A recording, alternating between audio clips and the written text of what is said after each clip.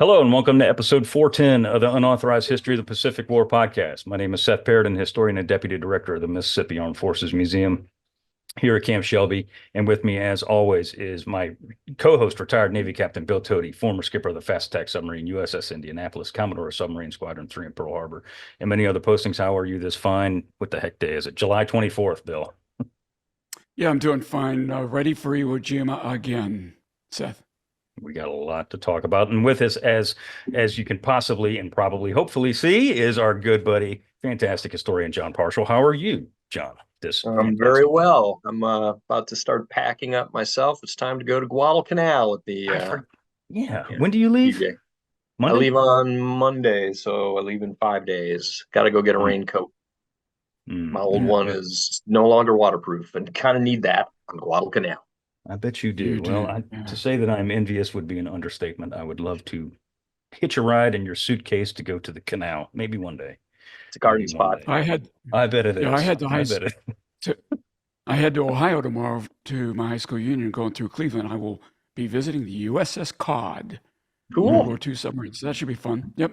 Yeah. It should be fun. Last week, my son and I went and saw the showboat, the USS Showboat. North Carolina in Wilmington, and I'm just going to say to Gene and all the other volunteers that are there at the showboat, thank you for your hospitality. You guys were absolutely fantastic. Those of you who've never seen this thing, make the trip. She is beautiful. Yeah. gorgeous, absolutely gorgeous, most beautiful museum ship I've ever seen, and that's I'm not just Better than saying this Missouri? seriously. Yeah. Better than Missouri? Oh, wow. Yes. Yeah. Honest to God. You get to honor our engines? We did. We were there. So the average tour is 2.5 hours. And I was like, oh yeah, we'll do 3. We were there 4.5, almost 5 hours. Right on. Yeah. I mean, we saw every rivet in that bad girl. Right. But it is awesome. It is awesome. We're going to release a little special little, tour of the ship here. And then, I don't know, on a weekend or something, let people check it out. But yeah, it's good stuff. Anyway. All right, here we go. Before we get started, we want to ask you to like and subscribe to our channel as it helps other people find our stuff. If you have done so, thank you. If you haven't, please do so. So, contrary to popular myth, the battle for Iwo Jima, also known as Operation Detachment, was not over when those 6 Marines raised Old Glory on top of Suribachi. Quite the opposite, actually. Flag raising took place on day 5 of a 36-day bloodletting the Marine Corps and the Japanese had never seen before.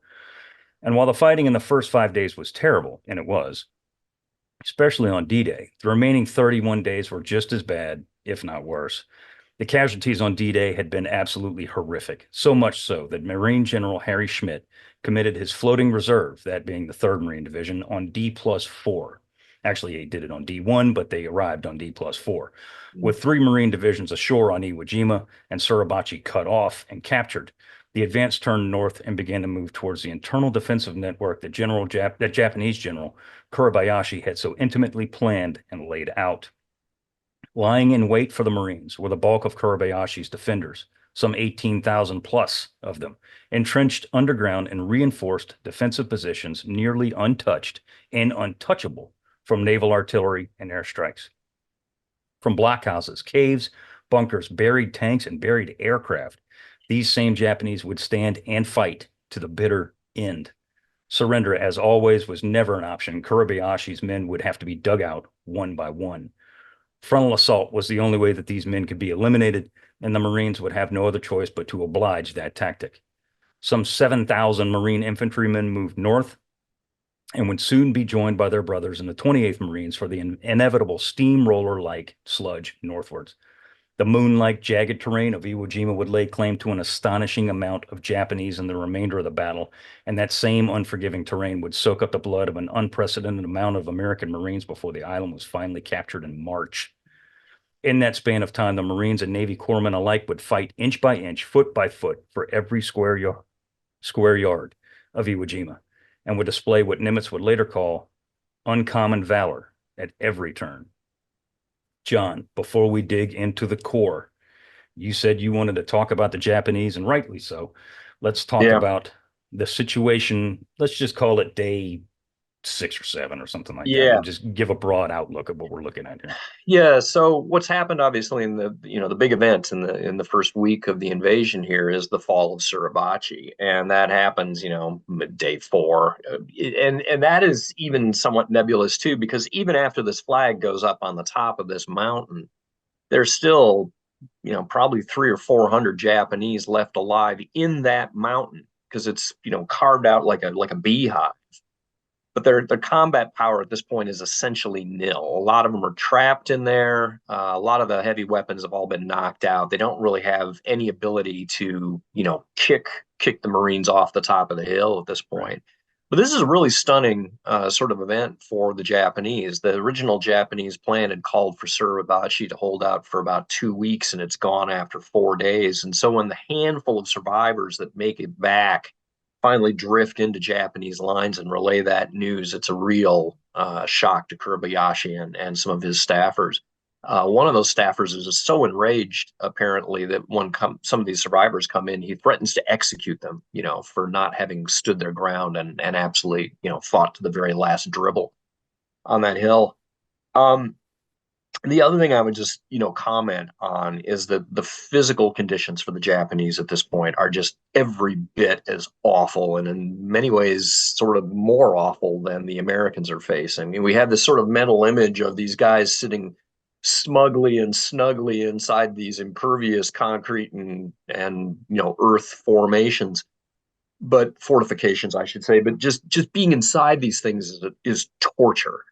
They're hot, 130, 140 degrees. There's not nearly enough water.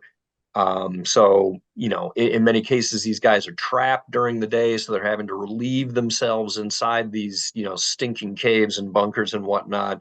The flies and insects are just torturing them the entire time. And of course, with all of the bodies to feed on at this point, the fly population just goes berserk.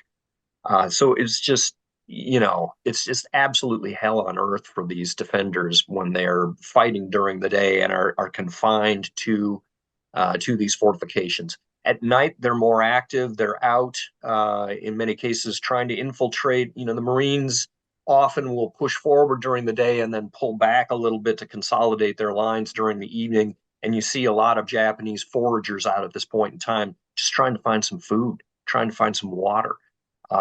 So yeah, the situation already for the Japanese is incredibly bleak. I think that's something we should hit. I mean, you've obviously hit on it, but we need to pound on that, or as Bill likes to say, stomp our foot on that, because we talked about this in the previous episode. Is that, I mean, the place, the actual island is a godforsaken fly speck. Yeah, it's terrible. It's terrible in all shape and form and environmental quality, or lack thereof, if you want to call it that. It's absolutely terrible. It's a hellhole. And Iwo Jima in, let's call it late February now, and through March, can be pretty dang cool and chilly for that matter, especially in the mornings and at night. So the Marines on top of Iwo Jima, they're going to be hot during the day at some point and then cool at night. Whereas, just like you said, the Japanese living inside Iwo Jima in these caves, bunkers, whatever you want to call them, multitude, are living in a geothermal microwave or Bingo. oven, actually, is a better way to put it. Yeah. And these guys are literally freaking cooking down there. Yeah. And I agree with you. They're definitely coming out there foraging, mostly, I think, for water, even more so than food, and probably just to catch a freaking breath of air. Yeah. And I mean, it's like I told you last time, coming down Suribachi, I went in a couple of those, admittedly not very far because I didn't want to, remain there. But I did go in there. It's hotter than fire in there. It's stupid hot in there. Yeah. So, I mean, it's only worse the further you go north. Stinks of sulfur, and you got all these millipedes running around in there. It's bad. Mm-hmm. The other thing I was going to point out too, in terms of Kobayashi's existing artillery park, I mean, that was the thing that was really extracting such heavy casualties at the beginning of this battle. A lot of those guns are gone at this point, because once we get our artillery onshore and set up, nobody does counter battery fire the way we do. And whereas the majority of the Japanese, of course, are dug in and invisible, if you're going to fire an artillery piece that's, on doing indirect fire, it's got to be at least out in the open somewhat. You may draw it back into a cave, but the bottom line is a lot of these guns have been counterfired and they're gone at this point. So the quantity and quality of Japanese artillery fire, it's still there. It's still a factor, but it is not nearly as lethal as it was early on in the battle. Which is going to be a blessing for a lot of these Marines that are coming ashore. So Bill, we talked about it in the opening very, very briefly, literally just mentioned it, but we got to talk about it here. 3rd Marine Division. So as we all know, 4th and 5th land on D-Day, and they fight for the first couple of days alone, well, essentially alone. And then the 3rd Marine Division is brought ashore by Harry Schmidt. Let's talk about the 3rd, Bill. Tell us what's going on here. Yeah, and these guys know that it's going to be brutal before they land because they're already getting radio reports from the other 2 divisions. While the 28th Marines were slugging their way up Suribachi, killing the defenders and raising the flags, the 3rd Marine Division comes ashore, plugged into the line between the 4th and 5th. The veteran 3rd, smaller in number than their flanking divisions, was assigned the mission of securing the center portion of the island. I should have brought my map. I didn't bring it today. Sorry about that. The 5th Marine Division would move up the western coast of Iwo, while the 4th would move up the eastern coast after having finally reduced and captured the quarry we talked about last week that were held by some Japanese sailors but they'd given so much trouble during the landing from that quarry. Unfortunately for the 3rd, the center section to which they were assigned was the most heavily defended portion of Iwo's formidable defense network. Now, the names given to locales in which the 3rd fought give some view as to the fighting's ferocity, with names like the Meat Grinder, doesn't sound pleasant, Turkey Knob, the Amphitheater. Fighting experienced by the 3rd was horrendous. Ultimately, their goal was to capture the entirety of Iwo's Moriyama number 2. It's the airfield number 2. As part of this area featured the higher point of Hill 382, which would earn the more well-known nickname, the Turkey Knob. Seth, so Turkey Knob, that doesn't sound too frightening, but this place was absolutely a hellhole, wasn't it? It was absolutely a hellhole, and it dominated not only the 3rd Marine Division's combat area, AOR, also the 4th too. So the 4th Marine Division, they're going to move in there alongside the 3rd, and this Turkey Knob amphitheater area is going to occupy a ridiculous amount of American Marines for a long time. I mean, this thing holds them up for a heck of a long period of time. And when you go there today, John, did you guys go through that area? Yeah, well, and it's interesting too because a lot of that area has been bulldozed. Right. Yeah. Exactly. When you're walking down the road from the existing airfield now, you go right past a lot of this stuff, but it ain't there anymore because we got rid of it to actually put the modern airfield in place. But yeah, go ahead. I was just going to say that, but even in that during the war, it was craggy, but it didn't look very formidable from the Marine point of view. It didn't look like the quarry did. The quarry looked like hell on earth, but the Turkey Knob area did not really look that formidable until you started to get into it. And then when they get into it, that's when it really starts to get nasty. So the knob it was actually the highest portion of Hill 382. These are some of these positions of which we've talked about that were few and far between, but they're all right around, well, most of them are right around here that have been reinforced with concrete and rebar. These things are like straight up concrete pillboxes. They're not sitting out in the open like you would imagine in a movie or anything like that, but they're reinforced and they're piled on with sand and rock. And exactly. Yeah. I mean, these things are like trying to bust open a refrigerator from the outside. It's just, it's difficult to do. Yeah. Go ahead. I was just going to say that the Japanese are really, you see a lot of the same sort of approach on Saipan too, that the Japanese will take a natural rock formation, they'll hollow it out from the inside, they'll reinforce the walls from the inside, but the exterior is still very well naturally camouflaged. It just looks like, a normal rock cliff or something like that. It's when you get inside it that you're like, holy crap, there's rebar and stuff in here. And that's exactly what's going on in a lot of these fortifications too. Precisely. The amphitheater is exactly that. It is a natural, well, amphitheater looking place. Yeah, it's a hole that actually has natural caves that the Japanese reinforced with concrete and stone and all kinds of stuff. And then it just became, a fortress, an absolute fortress. So So waiting for, go ahead. I was just going to reinforce for those of our listeners who don't necessarily have a map. If you're on the American side of the lines, from left to right, what you've got is 5th Marine Division on the left flank, 3rd Marines in the center, 4th Marines on the right flank, all three line abreast driving north along the island at this point. Like a great big slow moving steamroller. Yeah. And we're done with operational level maneuver and that kind of stuff. There's none of that for the rest of the battle. It is all just frontal head bashing. The Marines world has been reduced to the level of completely local tactics. And for a lot of these guys, they don't know what's going on in the big picture. All they know is I got that bunker and that goddamn bunker. And that's today's problem I got to get rid of. And that's all it is. Yeah, that's the all. word at this point is going to be synchronizing, right? So that's it.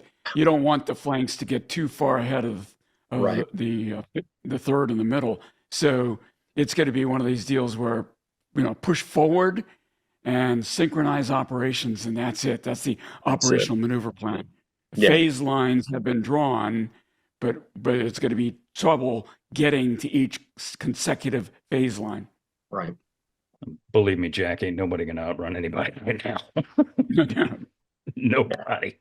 Because waiting for these Marines was the better part of 8 Japanese infantry battalions, an entire tank regiment, 3 artillery battalions, and an additional 3 heavy mortar battalions. The mortars really wreak some really nasty havoc coming up here in the very near future. All of these men and their equipment, plus the 5,000 or so assorted naval units, equaled about what we said, 18,000 plus or minus Japanese that were waiting for these Marines waiting on this island. Now, before the 3rd moved into the meat grinder and the turkey knob, they were thrown directly into the fire upon landing on the black sands of Iwo. One of the men that was thrown into this fire is a guy that all 3 of us knew. And he was, God bless his soul, one of the finest gentlemen I've ever known in my life. And that was a 5'6" flamethrower operator from West Virginia named Parshall Williams. Woody Williams. Yeah. Woody Williams. Honest to God, one of the nicest human beings God ever put on the face of this earth. Yep. Little bitty dude who could outrun me at his advanced age. He could burn me going up a flight of stairs faster than anybody I ever seen in my life. Just unbelievable. I traveled with him in 2018 back to Iwo, and so he would have been, I don't know, he was 92 or 93 or something. And even then, he's got this, he's a little itty bitty dude with a great big barrel chest and this huge voice. He could talk over a room of 150 people during our final banquet there. It was crazy. Yeah, he was in great shape. Yeah, I always said he was like the Energizer Bunny. He just he was. I got to meet him in 2008 when I was asked to speak at the Iwo Jima survivors. That's what they called it, reunion. And like I said before, I was asked to tell the Navy story, and little did I know the guy who was going to be telling the Marine Corps story was a Medal of Honor recipient from the Battle of Iwo Jima, and he could not have been more gracious. Right. Instead of saying, "Who is this this dude who thinks he knows something about Iwo Jima?" He was a perfect gentleman. I never saw him without his scarlet blazer, though, guys. Never. Yeah. I saw him in many different attires. Actually, he was rocking some aloha action there sometimes, and was he? Yeah, it's a great guy, just great guy. So Parshall Woodrow Williams, better known as Woody, he joined the Corps in '43.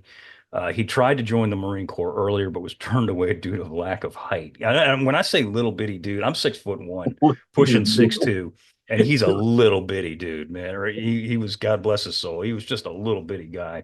Yeah, but built like a fire plug, though. Yeah, he was driving a taxi in West Virginia because he couldn't get into the Marines, and so, but towards the end of the war, the physical requirements came down a notch, and that's how he ended up getting into the Corps later on during the war. and better for the Corps because of that. Yeah. So he did not. I remember him telling me this. He did not want to join the United States Army because he hated their uniforms, and he wanted that dress blue uniform more than anything in the world. And that's why he wanted to join the Corps. He didn't know anything about the Marine. Didn't know Right. anything about him whatsoever. All he saw was that, that famous painting, like a recruiting poster, the famous of the Marine in the dress blues. He saw that and he's like, I want that. That's what I want, and I want to do that. So he was the youngest of 11 children. And he was, after he does join the Marine Corps, he goes to San Diego and becomes what they called then a Hollywood Marine. And he would always say that with a smile on his face, even though he said, I never went to Hollywood. I don't know why they call us that, but that's what they called us. They called us Hollywood Marines. He received his advanced infantry training at Camp Elliott, which is what most guys did at that time. They were sent up there, and it was there after initially being trained in armor that he was put in the demolitions training, and he was given the flamethrower, which is something we've talked about flamethrowers before, but it's important to note this because we're going to talk about flamethrowers a lot in this episode, specifically here with Woody, is that the life expectancy of a flamethrower operator on Iwo Jima was, what was it, less than 5 minutes once they entered combat? Like once they entered the fray. It wasn't long. Yeah.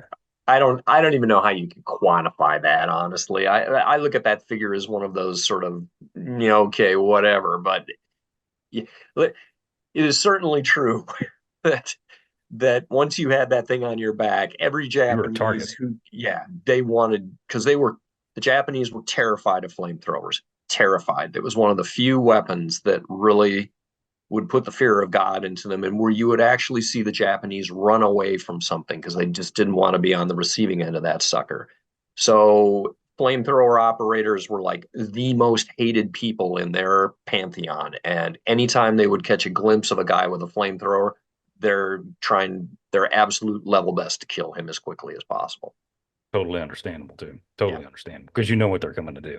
Yeah. So he was in Charlie Company, 1st Battalion, 21st Marines is where Woody was assigned when he lands on Iwo Jima.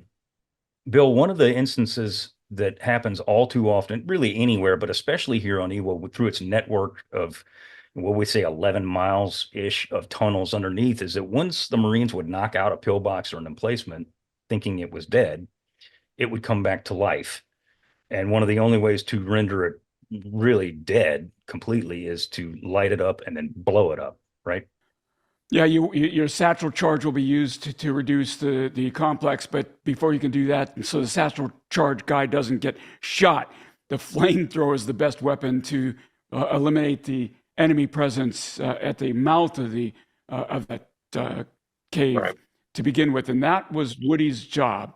On February 23rd, Williams' Charlie Company had become pinned down by intense Japanese fire coming from some of the aforementioned buried pillboxes. Sherman tanks were called to blast the pillboxes. Those work if the tank can get close enough, and while demolition teams move forward with explosives to completely destroy the enemy position, Williams' company commander asked the West Virginian, do you think you can knock out some of those positions with a flamethrower? All Woody said was, I'll try. And he ends up saying this a whole bunch of times today. Woody was initially part of a 6-man demo team that was assigned the task of knocking the emplacements out. As Woody and the other Marines crawled forward, every one of the Marines, save Woody, became casualties, leaving Williams all alone. Remembering his pledge to his CO, I'll try, Woody crawled on towards the first emplacement by himself. And John, this really starts unfolding in a spectacular way, doesn't it? Well, yeah. And actually, the story that Woody told me was that he wasn't initially slated as a flamethrower guy, but by the time they got to this neck of the woods, they've already lost 2 of their flamethrower dudes. He's like, on the C team. But they needed somebody to go in here that had some experience with this particular weapon. And so, that's why the company's CO taps him on the shoulder and says, are you up? He told me the same story. He said he was he didn't come into battle with the flamethrower. Right. He was a backup as a rifleman. Yep. And then and then the flamethrower operators, as you were saying, Seth, they get taken out and boom, Suddenly, the CO says, "Okay, you've been trained on this thing, right? Pick it up. You think you can do it? I'll try." So as he neared the first pillbox, he could hear and feel the Japanese machine gun fire ricocheting probably off of the stones and gravel around him, and that's flicking up and hitting his flamethrower tank. He didn't know if bullets were glazing off his tank, and if they are, they probably would have been punctuated and he would have been killed. But all he knew was this is a hot situation. He says, "I was smart enough to realize that if I kept crawling, he could get me. But if I went backwards, he would get me." So he kept going around. Could is better than would. And he circles around a bit, finally reaching a pillbox position below the pillbox. From a distance of about 15 to 20 feet, he didn't stand up. He just kind of raised it up a bit and opened up with that flamethrower, spewing napalm into the pillbox's firing slit. All Woody could hear were muffled screams as the Japanese inside that position were roasted to death, Seth. And another thing that's important to note, we talked briefly last week about what we call the Ronson lighters or the Zippos, the Sherman flamethrower tanks that had a significantly longer range, breadth of fire and range. I mean, they could spit fire a heck of a lot longer. These flamethrowers, if the flamethrower operator just squished the triggers down and just held them down, they had less than 30 seconds worth of juice. Yeah, and then that's it. And they're done, and you can't just turn around and stick a magazine, stick an end block in your magazine and rock and roll again. Don't work like that. Yeah, you got to turn around and go get another one, and you can't just stop by the Chevron and fill it up. You literally have to drop it off, pick up another one, and go back. And that's exactly what the dude does. That's exactly what Woody does. I want to say, if I remember correctly, he told me 5 times at least. He told me 4. Yeah, and to be fair here, his accounts to me, at least, were like, I honestly can't remember all of the details of what it is that I did. Yep. And, from a rational standpoint, why would you want to? Because he spent the whole day roasting other people alive, and it was a literal hot mess. He's going back over repeated instances to get more flamethrower tanks, more satchel charges, doing whatever, and so he's got to crawl back under fire and then crawl back up again. I mean, good Lord. Yep. Exactly. If I could relate a personal story here, because he told me the same thing. He didn't remember much of what happened that day, and he learned a lot about what he did from other people's testimony. Correct. Same thing happened to me on 9/11 in the Pentagon. I was out there, and that day was complete. That morning was a complete blur to me. I learned about some of the things I did from ABC News video that had captured me doing, running around looking like a lunatic, and I don't remember most of that, and so I can completely understand where he's coming from here, and different people told him different stories, and it's different points he wasn't sure who to believe. Right. Yeah, I can believe that. There were 2 instances that he did vividly remember, though, and there were ones that if you ever heard him tell his Medal of Honor story, which he would do, he was not one of those guys. He wouldn't mind talking about it. There were certain things he did not like talking about, but he wouldn't mind telling that story. And he always told these same 2 instances, and one of them is that he got on his second or third trip, he goes with 4 other Marines to go and knock out another pillbox. And they're coming under heavy, heavy fire. And every time he tried to crawl closer to this thing, the fire, obviously, for obvious reasons, intensified even more every single time. And he's like, I can't get this damn thing. I can't get close enough to get it, because the flamethrower only had it had a very limited range. I mean, he couldn't reach out 100 yards with this thing like you can with an M1. It just doesn't work like that. Yeah. So every time he got close enough to light it up, or tried to get close enough to light it up, they'd light him up. So he kept backing away. And then what he did is he went up crawling around this thing. And when he crawled his way around it, he wound up eventually, what he didn't realize, is working his way on top of the same pillbox that he was going after. And the only reason he knew that he was on top of the pillbox is because he could hear the Japanese underneath him talking and yelling and screaming and shooting, because they're still shooting at the 4 Marines that were there to protect him.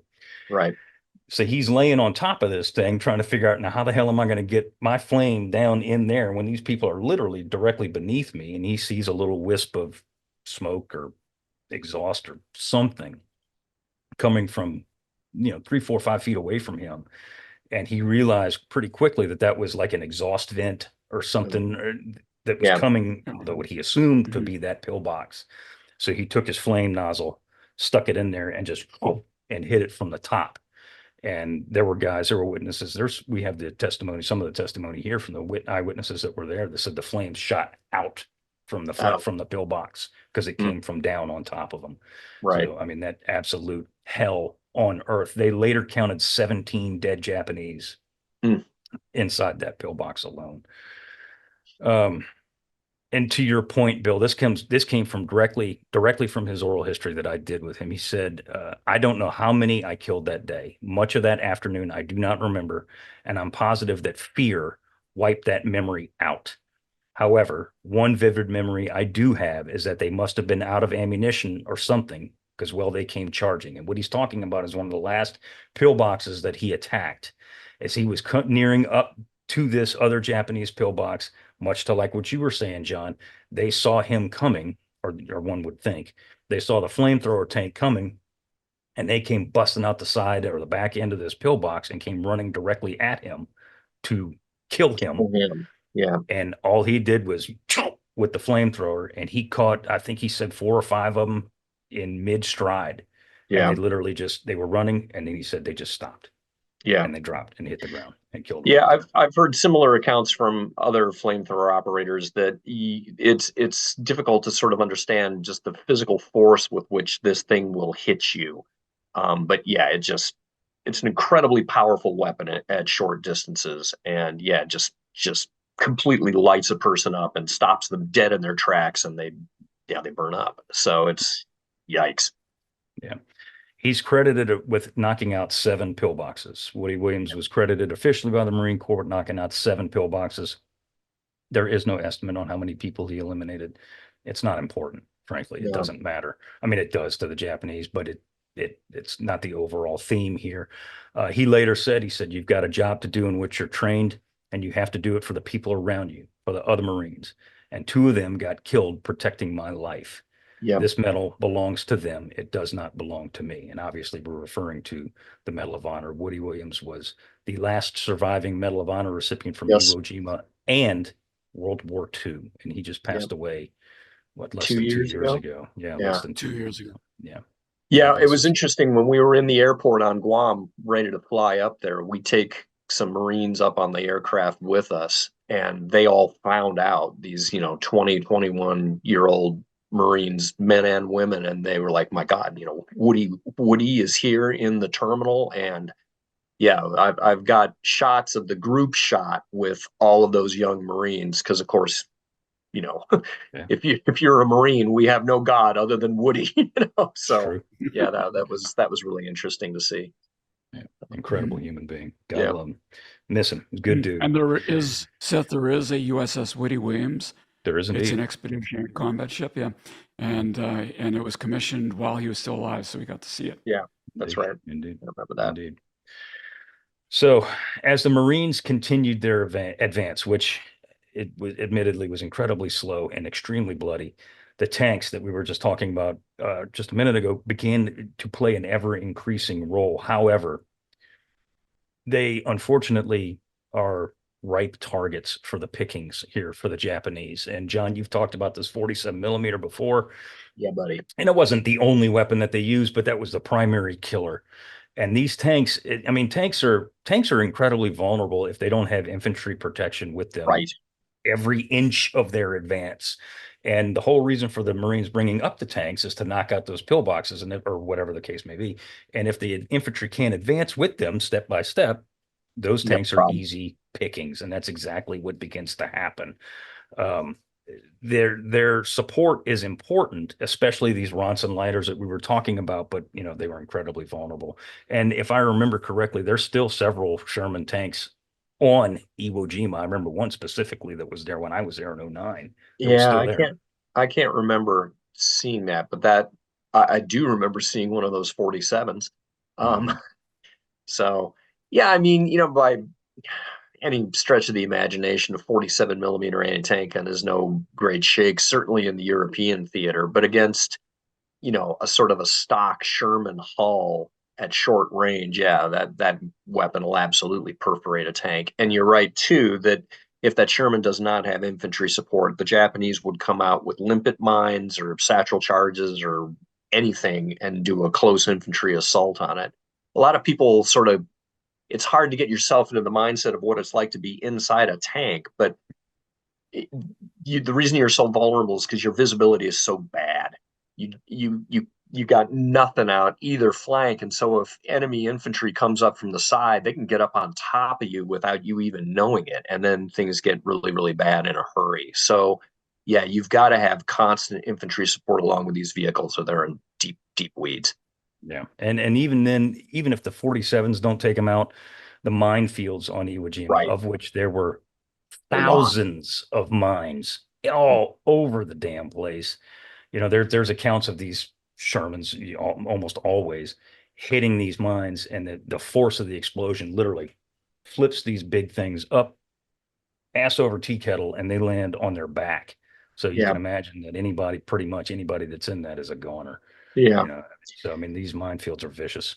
Yeah, and a lot of those would have been probably improvised devices using, a 250 kilogram bomb or something like that. There's a tank very much like that on Peleliu today, and that's absolutely what happened. It was a remotely detonated mine, a 250 kilogram bomb, and it does exactly that. It just yoinks this, 35-ton vehicle up in the air. The crew is dead before it even hits the ground.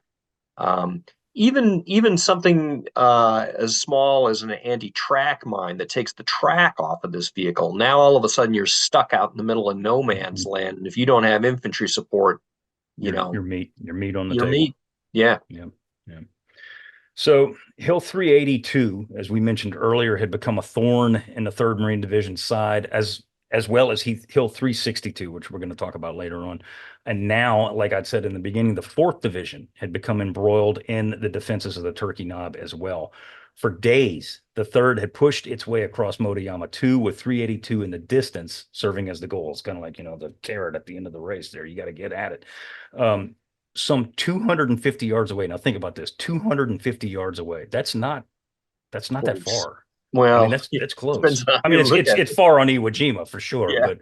but I mean, that's rifle range, easy Right. rifle range, 250 yards. The target is right there, but it's so dang formidable they can't get at it. Yeah. What was left of a Japanese radar station lay crumpled behind the Turkey Knob, all of which was surrounded by these underground machine gun emplacements, artillery, and anti-tank weapons. So, I mean, this is a veritable fortress, and a natural fortress, if you will, that's staring at these guys. Post-battle surveys, I found this thought to be absolutely fascinating, concluded that the area of the Turkey Knob was honeycombed with caves and tunnels, nearly 1,000 yards of caves for ammunition supplies, troops, and their reinforcements and positions of escape should their emplacements be overrun. So these things were in-depth planned all the way through. Light and medium tanks were dug in up to their turrets among the labyrinth of escarpments, chasms, and ridges that was the natural terrain of the area. This is an absolute beast, beast. So deep within the system was a 30 by 40 foot communication center with concrete walls 4 feet thick. 200 yards west of the Turkey Knob, the ground fell sharply to the natural bowl of the amphitheater that we talked about earlier. So initial Marine attacks in this area fail completely. Like they cannot make any headway. Can't go. No, they can't make any headway whatsoever. And one of the things that I also found interesting, and it's really no surprise, honestly, is that the Japanese know our tactics. They know exactly what we're going to do before we do it. Even, I mean, when an artillery barrage is coming, infantry's coming right behind it. Yeah, absolutely. Yeah. Yeah, but at this point in the war, I think this is a point that Rich Frank has made too. I mean, by the time you get into late 1944 or early 1945, the Japanese realize that when you're talking about defending yourself against the Americans, it really comes down, can you defend yourself against their tanks? Because everything we do is built around, can I get direct fire or a direct flamethrower of some sort? up here and do my thing. So yeah, they're always looking out for tanks to get rid of those things, hence all of the mines and the IEDs that are out there. And we're going to start running out of armor support fairly quickly, and it's going to get reduced to the level of, unfortunately, now the Marines have got to be able to do this on a squad-sized basis. Mano a mano, man. Yeah. Yeah. To that exact point, the initial assault is led off by 6 M4 Sherman tanks. 4 of them are immediately knocked out, and the other 2 get stuck in the sand, and they too get knocked out. So these 6 tanks that are leading this initial assault into the Turkey Knob area get blasted within minutes of them leaving. Yeah. Bill, tell us about what happens to one platoon. One platoon actually does make it up there, but reminiscent of Peleliu, they don't stay there very long. Yeah. They actually get to the top of the knob, probably because they were unnoticed by the Japanese. Once at the summit, the platoon was cut off, and Japanese counterattack as enemy mortar and artillery made it impossible for the rest of the company to either retrieve the platoon or reinforce it. 2 hours of hand-to-hand combat ensued as darkness fell. And after several hours more, the platoon was able to, what, advance? No, retreat from the summit. Over the first 48 hours of attacks on the Turkey Knob defensive network, the Marines had lost nearly 500 men. All they gained was a scant 100 yards of territory. We talked last week about how many men were lost per yard advanced up Suribachi. We're talking about 500 men lost to gain 100 yards of territory here by Turkey Knob. Jim Lucas, a Marine correspondent who had been at Tarawa, said it was bad at Tarawa, but that was all over in about 76 hours. Right. This battle just goes on and on and on and on from one ridge to another. When will it end? And when it ends, will anybody be left alive? That's incredible, guys. Yeah. So I was just going to point out that one of the things the Japanese are really getting good at this point in the war, too, is putting a lot of their defenses on the reverse slopes of hills. And this is a feature that we're going to see in the combat in Okinawa as well. Okinawa becomes infamous for this. But what you're doing is you're putting automatic weapons and, in many cases, mortars on the reverse slopes of these hills so they can't be hit by direct fire from the Americans that are approaching from the front of the fortification.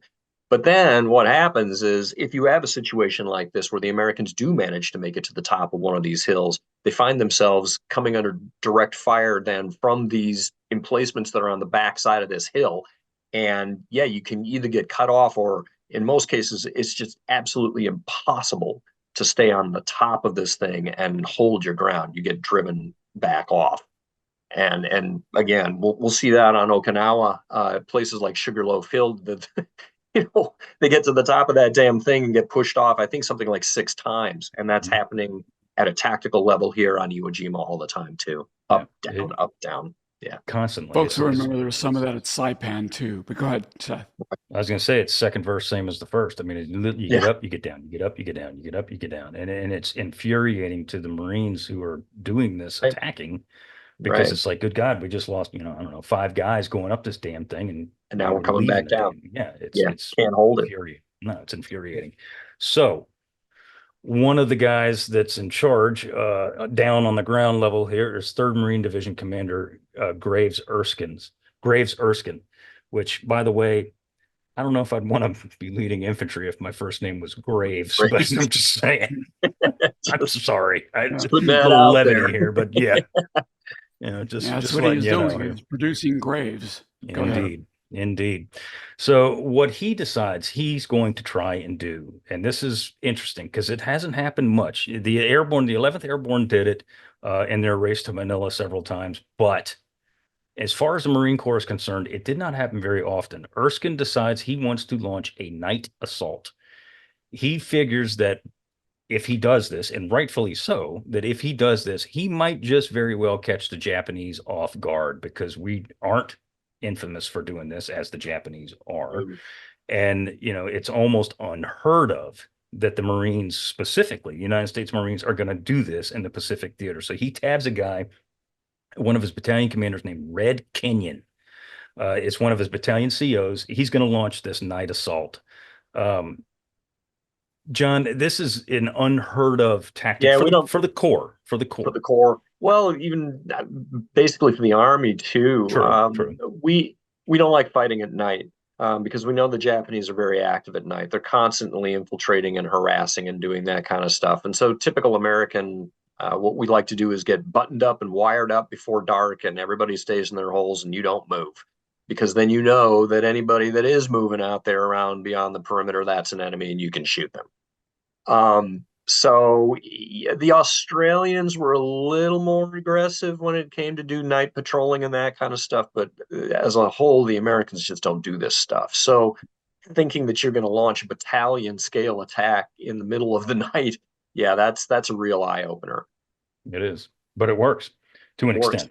Yeah. To an extent. So under the cover of darkness, and here's the key, with no preparatory artillery barrage, because I said this a minute ago, and we kind of danced around it, is that our MO was artillery or airstrikes or whatever the case may be, smoke, and then here comes the infantry. So the Japanese are like, okay, A, B, okay, here comes C. C, right. Yeah. None of this happens here. So much to Graves Erskine's delight, his men advanced through this area. They wound up killing a ton of Japanese in their sleep because the Japanese have no earthly clue that these Marines are coming through here. Well, and the fact that they're killing them in their sleep says that they're killing them outside of their fortifications. Exactly. My guess is a lot of these dudes were just like, I've been in this goddamn bunker all day long, man. It's hotter than blue blazes here. I'm going to go out and sleep outside because the Americans never attack at night. So, yeah, it's very effective. No prep or anything. It's just like sneak up, do your thing, murder these guys, and go as far as you can. It goes back to what we were saying before. The heat is so oppressive, and the living conditions for the Japanese are so bad that at night, and it does get cool over there. It's downright chilly, that they're going to get outside of that 140-ish degree oven that they've been cooking in all day long just to get some freaking air, and it's completely understandable. And when they do, Red Kenyon's Marines come through there and just wax them. Yeah, just wax them right there on the ground. So the attack obviously does succeed, and some significant ground is claimed by the Marine Corps in this instance here. Hill 362 falls as Erskine's men move forward closer to the knob, and now they are linked. Erskine's 3rd Division is now linked with the 4th Division. We said that they've moved out of the quarry area, and they've now linked up, and they're moving in this steamroller. And now the 4th Division is actually going to take over the primary offensive action in the Turkey Knob and amphitheater area. So the day after the night assault, C-123 launches their assault on Turkey Knob. As soon as they do, even though the night assault succeeds, this next day assault is absolutely hammered by the Japanese. Within 30 minutes, 17 Marines are dead and 26 more are wounded in one company alone. Still, these guys press on, now reaching the base of 382's rise.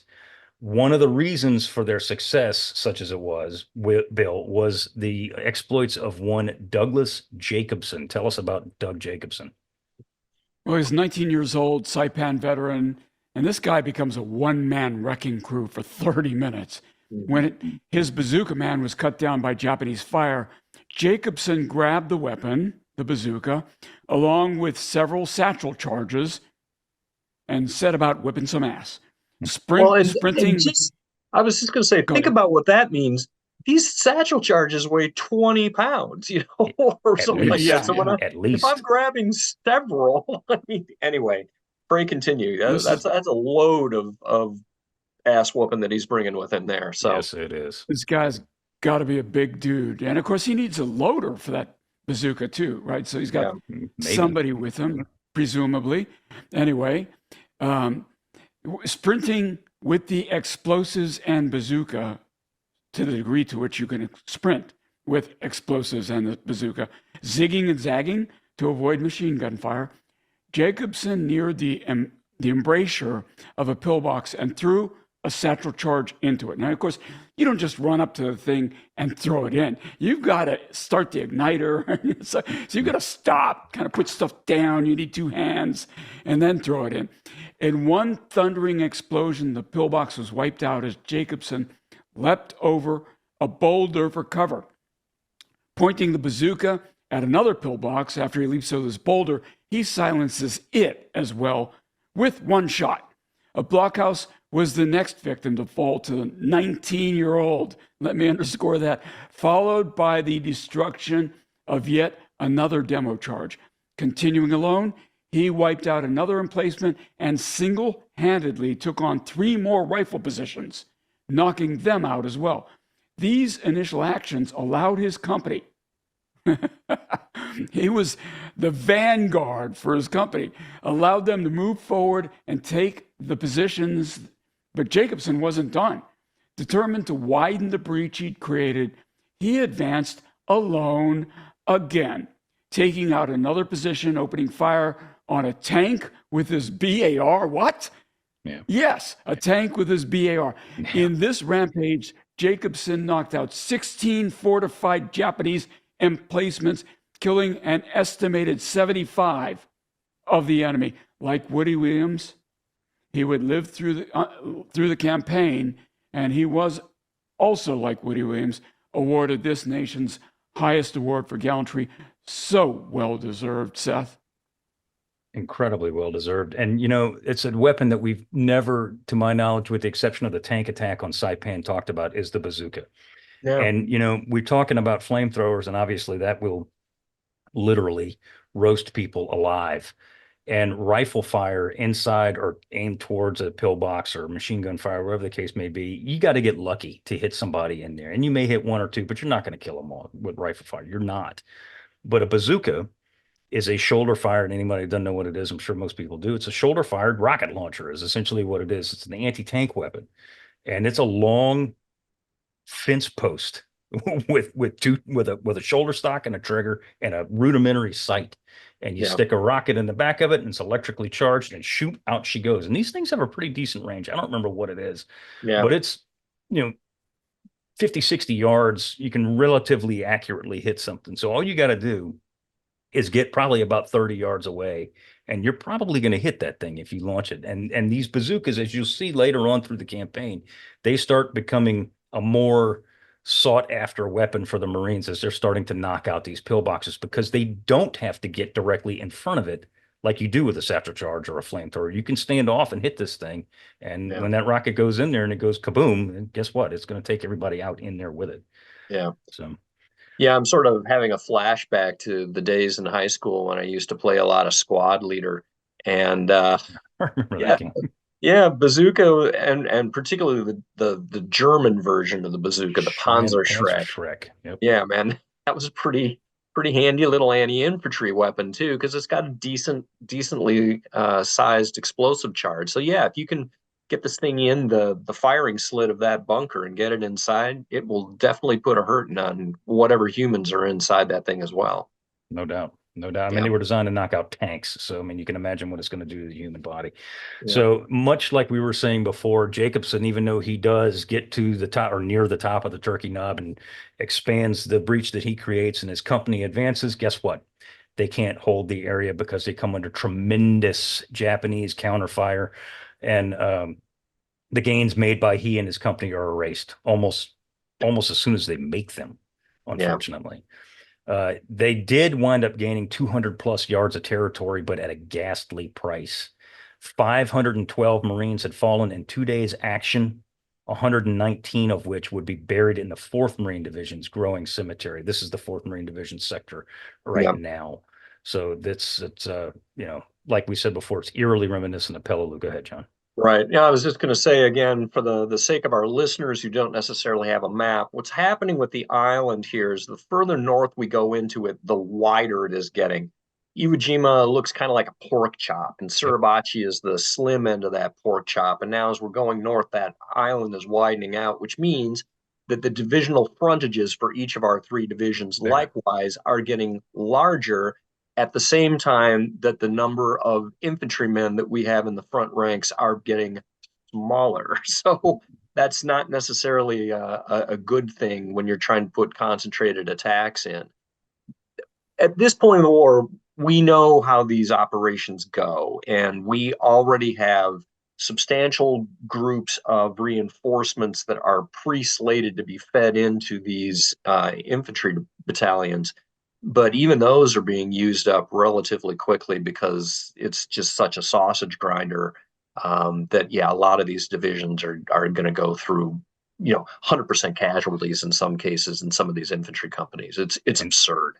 And sometimes more Well, than in that, as fact, we're going to see. yeah, that's right. That's what I was going to say is if you got replacement troops coming in, you could actually suffer 110% casualties. People say, Yes. how did that happen? Well, 100% of your original unit were casualties, and the 10% backfill were casualties. It makes no sense until you understand the backfill. Yeah. Yeah, you're going to see that a lot, especially with the 5th Marine Division, and we'll get to them in just a few minutes. So the assaults against the Turkey Knob area, like I said before, were very reminiscent of Peleliu, and that, there's these basically indestructible natural fortress pillbox like things, and any kind of advance that we do make up there, we have to retreat. 3rd Battalion, 23rd Marines specifically are the ones that are smashing themselves, literally just smashing themselves like a wave on a shoreline against these Japanese defensive networks. Colonel Shelton Scales of 323 was a perfect example of this. His battalion was embroiled in the slaughter 2 days after Jacobson performs his amazing feats of heroism that gets him the Medal of Honor. Moving out in a cross-island push with another 4,000 Marines, to your point, John, we're spread out and spreading out even thinner. Scales' men moved up the slopes of the Turkey Knob, this time with Sherman tank support. As the attack progresses, 2 Shermans had been knocked out by AT fire, a third had been damaged, and a fourth was stuck in the volcanic sand. Again, literally happens every single time. Yep.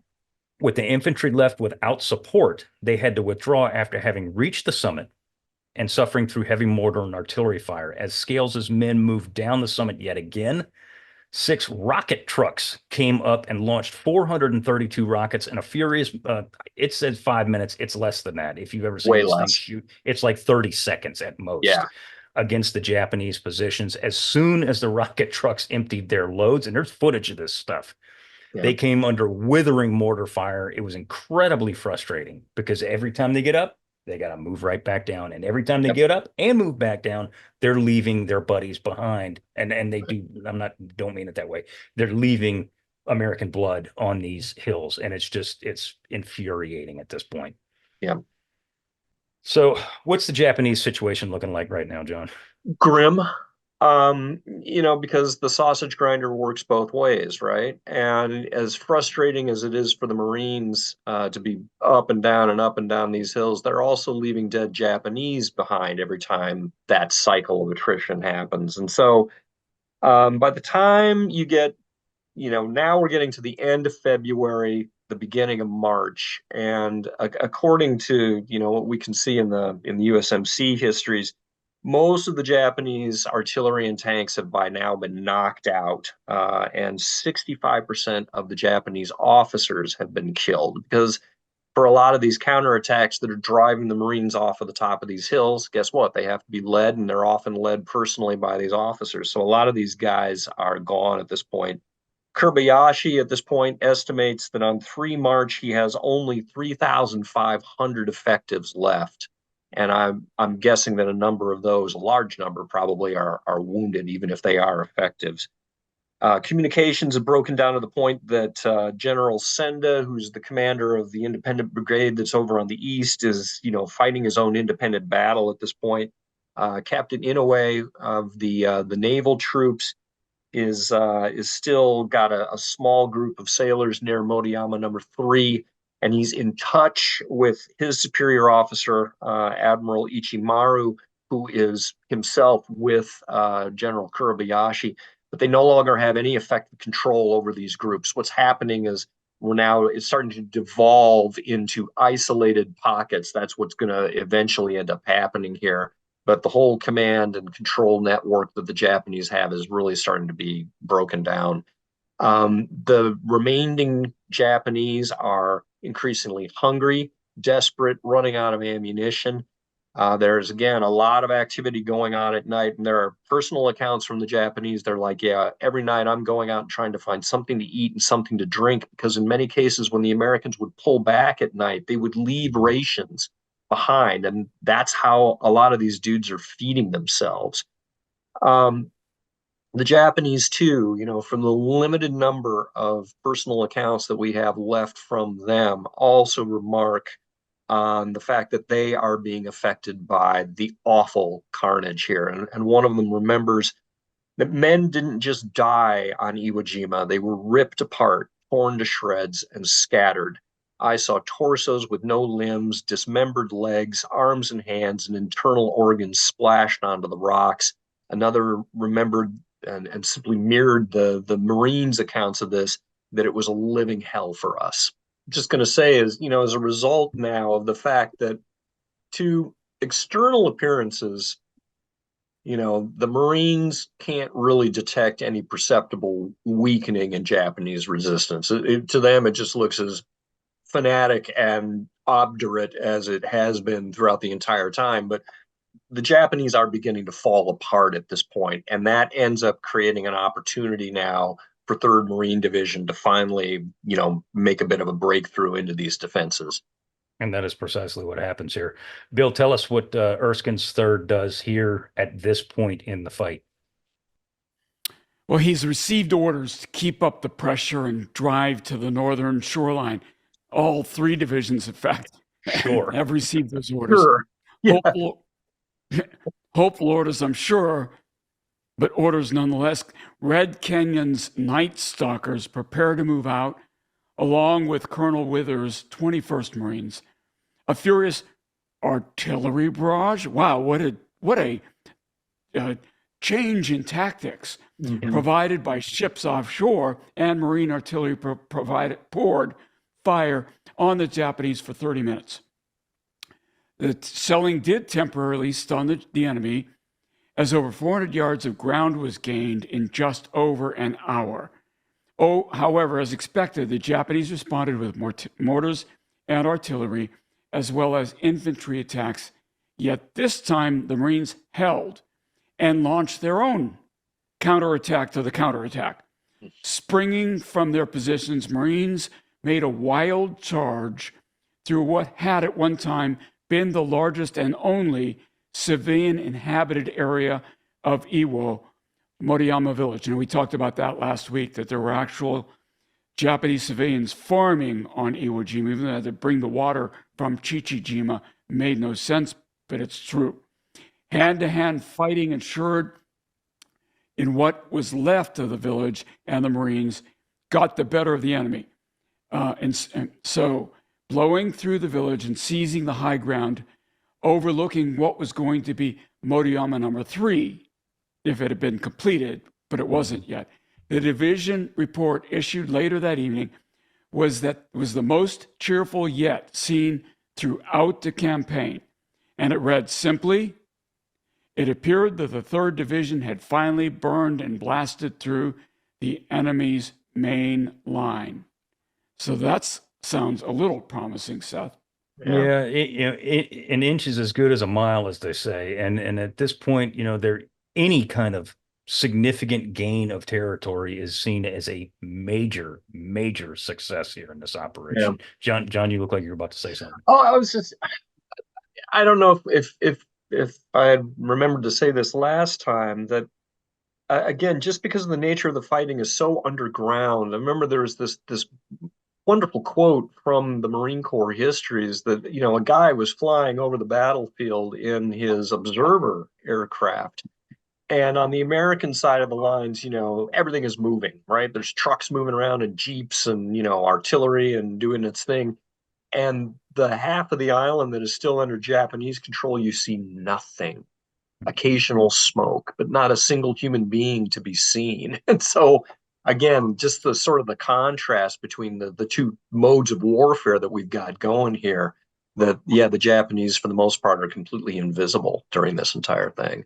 There were guys that I knew that were on Iwo, and I knew a lot of guys that had served on Iwo Jima, and they, like unprompted, would say that it was like fighting a spirit or a phantom or a ghost or whatever the case may be, because they rarely saw them.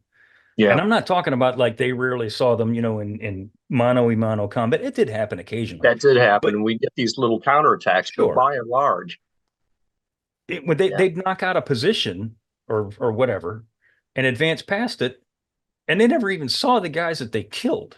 Yeah. Because they're in this damn thing. They're not, I mean, obviously there are some laying around for sure, but the vast majority of them are inside. So it was spooky. I remember Jim Goodrich telling me, he was 5th Marine Division. He told me, he's like, it was spooky. He says, you'd take all this fire, you'd fire back, you'd eliminate what you think would be the position. You'd go by there. There wasn't anybody there. There wasn't anybody laying on the ground, but Right. you knew you'd probably killed them, but they were not there. You might see Yeah. a blood trail, and that was it. Maybe. Right. Spooky place. Spooky. Yeah.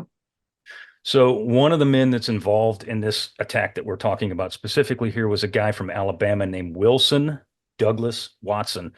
He was a BAR man with G Company 2nd Battalion, 9th Marines. His squad is being held up by a string of pillboxes. And it sounds similar because that's the way the battle was fought here. It's pinning his unit down with withering fire. He eliminates 2 emplacements as his squad moves up the hill behind him, and takes cover for the night. The following morning, Doug Watson resumes his one-man lone advance. He runs up a hill alone in the face of Japanese machine gun fire, reaching the crest, firing from the hip with his BAR, which is just bad to the bone, at anything that emerges, which is obviously little, but he's killing something. As he reaches the top of the hill, he looks below to see Japanese running up towards him. This is from the reverse side of the slope that you were talking about earlier, John. Yep. Standing in full view, skylined on the hill crest, Watson dumped magazines from his BAR into the charging Japanese. He killed all of them who were coming at him. He held the top of the hill alone for 15 minutes with his fire until the rest of his squad, and then later his entire company, which was only seconds behind, joins him. Official reports credited Watson with eliminating 4 Japanese positions and killing 60 of the Japanese as they charged up the top of that hill. He too would be awarded the Medal of Honor for his deeds on Iwo Jima. And it's over and over and over and over again. And the figure that we're going to talk about later, and we don't have to get into every one, is 27, because there were 27 Medals of Honor awarded for actions performed on Iwo Jima. Yeah. 27 Medals of Honor. And this ain't that big an island. No, it is not. No, it is not. So one of the guys that we've talked about a lot in the past is Robert Sherrod, who was an amazing writer. He would not quite Ernie Pyle level, but not far off, frankly. He said of deeds like Watson's, quote, "Such deeds as these taken by themselves might indicate, as hero stories often indicated, that we swept the Japanese before us in a series of mighty blows. Such was not the case, of course. The point is, without such examples of leadership and of inspiring individual heroism, we probably would not have advanced at all," unquote. And that's just an amazing statement. Yeah, when you think about it, that, conventional methods of unhinging these positions, like using artillery and just driving the defenders out of there, that kind of stuff works in the ETO. It sure don't work here. Mm-hmm. And yeah, so you've got to have some guy who's got the gumption to get up and do something frankly kind of crazy, to unhinge these things and introduce some dynamism to the tactical action. And I'll tell you what, there are a lot of other guys that probably tried this and it didn't work, and they ended up dead. Yeah. So, and there's always there's those multiple accounts of people doing similar things that never got recognized. So I mean, there's 27 actions of heroism, or multiple actions of heroism, that were recognized with the blue ribbon, but there were probably 3 times that many that were not recognized with that blue ribbon. Yeah, and how many Navy crosses and what else get dumped out? I mean, yeah, exactly. Not a piker when it comes to an award either. So yeah, the only way to make it forward into these defenses is for a lot of people to be displaying incredible bravery, because there's just no way else to do it. Exactly. It's a man-to-man fight at this point. It literally is.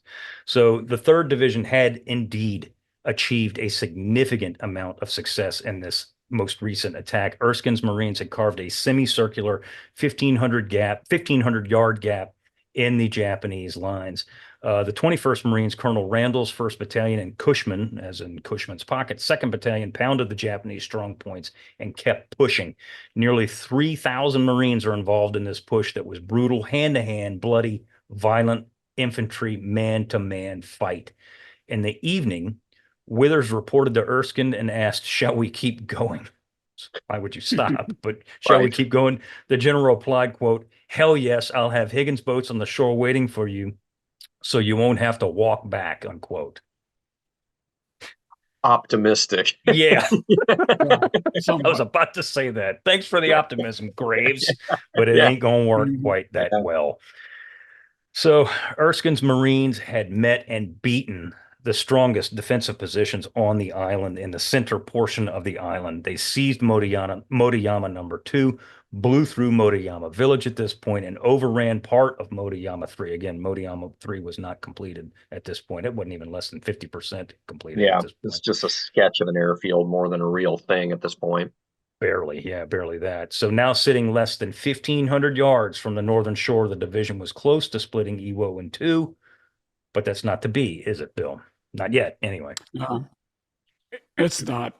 So over in the 4th Division sector, the Turkey Knob still refused to be beaten. Marine attacks slowly gained ground, but still the Japanese counterattacked over and over again. The hill crest and surrounding territory received a massive naval gunfire pummeling before yet another attack was launched. As the Marines launched their assault, they came under withering small arms fire, along with mortars, and so it goes. Slowly, however, the ground was gained as individual Marines, to your point, John, or small teams took one position after the next. As they reached the crest of the knob, yet again, number 15 or something like this, I don't even the know. Japanese, who appeared to be near the verge of elimination, emerged from their positions and engaged the Marines in hand-to-hand fighting yet again. The fight lasted an agonizing 10 minutes of, this is hand-to-hand now I'm talking about, clawing, screaming, brutal, knifing, punching, grappling, wrestling. Marines swung their rifles like baseball bats after having emptied their garrons, and the fighting more closely resembled a Viking attack. You expect hatchets to come out than a They probably 20th did. century, if they probably did, rather than a 20th century infantry assault. As things died down, the Marines finally held the ground, Seth. Yeah, it literally is primal. It's fighting, it's combat in its most primal form here at this point. And exactly what you were saying before, John, this is an indication that the Japanese aren't necessarily wanting to give up, because as we all know, they rarely do, but they're meeting their wits' end. Yeah. And and something I think it's in the notes, if I remember, yeah, it is in the notes here in just a minute, that I was going to mention, is that while the artillery, Marine Corps artillery, airstrikes, naval gunfire, whatever the case may be, is not knocking these positions out like they have in the past because they're underground, it's taking a toll on these guys up here. Yeah. And they're starting to lose it. You can't, I don't care who you are, you can't withstand that much pounding Yeah. and not start to kind of lose your mind, where your eye starts to twitch and you want to just get the hell out of there. Right. Every single combat veteran I've ever talked to who was under artillery fire said that that was the most terrifying thing on the face of the earth, is being under artillery fire, because you never know when it's coming, where it's going to hit, and when it's going to freaking end. And it just goes on and on and on. Yeah. No, a lot of these guys are starting to lose it. You're right. And they are hungry. In many cases, they are sick. They've got dysentery. They've been living in these horrible conditions. And so, yeah, it doesn't necessarily just surprise me that you've got a small group of guys that are left on Turkey Knob at the end of that fight, and they know they're going to die anyway. And it's just like, let's just get this over with. I'm going to go up and fight these guys on the top, and I'm done. Yeah. So, yeah. The other thing that this gunfire is doing too, yes, a lot of these positions locally are connected with tunnels in between individual bunkers and so forth. But if you're going to seriously try to reinforce one of these positions, then you're going to be moving troops above ground to get over to this locale. And the Japanese would typically do that, of course, at night. But with the amount of artillery fire that's being brought down, it is making it impossible now for the Japanese to put in local reinforcements on a timely basis. And so, again, there's just a general disintegration of Japanese combat effectiveness as we start nearing the end of this engagement. And talking about artillery and naval gunfire, the Marines start doing it now, dang near 24 hours a day. Why wouldn't you? And why not? Yeah. Why not? You got it. Let's use it. Yeah. We brought it. We might as well shoot it. And Yep. that's exactly what they're doing. And I put in the notes, it's reminiscent of World War I, Verdun like kind of combat where it's just barrage after barrage after barrage, morning, noon, and night. And so that means that the Japanese, if they're not getting hit, which obviously sometimes they are, if they're not getting hit, there is no rest. You ain't sleeping on top of your pillboxes tonight, Jack, because if you do, they're going to be picking pieces of you out of the bunker 4 miles down. So there's no rest. You're not coming out of those holes anymore. And if you do, you're dead. So these guys they're literally withering on the vine. So the artillery is having an effect, but not the effect that it was maybe initially designed to have. Right. So having mercifully, thank God, taken and held the crest of 382, the 4th Division took stock of their casualties. In the slugfest that had finally taken the knob, the 4th lost 374 men. Since D-Day, they had lost a staggering 5,595 men. This is not all killed, obviously, but these are people that are gone. They're no longer here. And while the 4th Division had suffered terrible casualties, their casualties paled in comparison, if you could even say that, with the 5th Marine Division. Bill, we were talking about percentage-wise. Just wait. Mm-hmm. As the 3rd pushed in the center of the island and the 4th battled against the incredible defenses of the Knob and the amphitheater, the 5th had been slugging their way up the western coast of Iwo at a good rate, but at a terrible price. Overall, in their one and only fight of the war, the 5th Marine Division would suffer 8,935 casualties. 258 of these men suffered a second wound, meaning that they often left the aid stations. We hear this all the time. Guys get hit, a bullet through the scratch. I got to go back. Right. Yeah, exactly. It's tis a flesh wound. And they're going back up to go back with their buddies, because where the hell are they going to go? They're not going to be evacuated to go home, because if they had, they would already be there. So I might as well go back up with my brothers and continue to do this. The division added some 1,275 officers and men to the sick list. The sick list is, of course, more often than not, battle fatigue. These guys are done. Bill, tell us about 70% of the 5th's casualties. Yeah, so 70% had been absorbed, obviously, by the rifle companies. These are the guys who are taking the brunt of this fire. Casualties in the first 4 days of Iwo for the 5th averaged 602 casualties a day. After the first week, casualties dropped to an average of only about 250 per day. What? Only? But that figure ticked back up to 444 a day as the 5th slammed against Hill 362 on the 3rd's left flank. 2 days before the campaign ended, the 5th lost 327 men. That's 2 days before the campaign's over. They're still losing 327 men in a single day. Hardest hit among the 5th Battalion was 226, 2nd Battalion, 26th Regiment. The 2nd Battalion landed on Iwo with 37 officers and 917 men. During the campaign, 40 officers were lost. That's 108%. Remember, that's because they had replacements coming up and replacing. So they lost more than 100% of their officers, and 911 men were killed or wounded, 99%.